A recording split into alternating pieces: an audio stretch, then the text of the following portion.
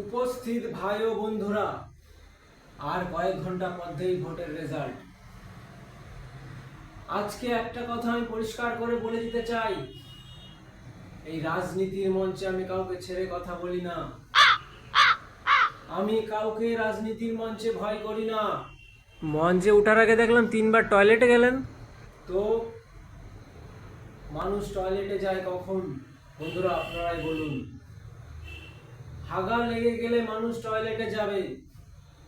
আমারও হাগা লেগে যাচ্ছিল, আমি টয়লেটে গেছিলাম। অনেকে বলছে 4 তারিখ, 4 তারিখের পর আমাকে কেলাবে। অত সহজ না। যদি বুকে দম থাকে তারা এক্সাক্ট টাইমটা বলুক, তারা আমাকে কখন কেলাবে। আমি তার আগেই এই এলাকা ছেড়ে পালাবো।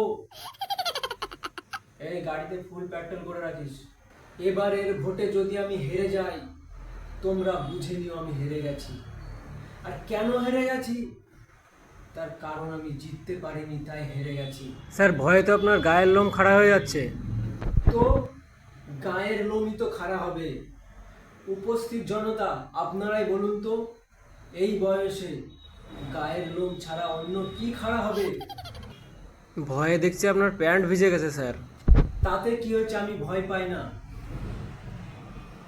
প্যান্টে হিসু করে ফেলেছি, তাতে কি হয়েছে?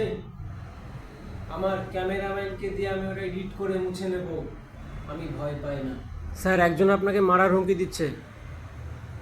কে কে আমাকে মারার হুমকি দিচ্ছে? কার এত বড় সাহস আমাকে মারার হুমকি দিচ্ছে? ধর ওকে, ধর। ধরেছিস? হ্যাঁ স্যার, ধরেছি। ওর হাতে 1500 টাকা গুঁজে দে। দেখ আর মারার হুমকি দেবে না। তাই তো আরো একবার মনে করিয়ে দিয়ে, আগামীকাল কিন্তু 4 তারিখ। আরে ভয় পাচ্ছেন কেন? ভয় দেখান।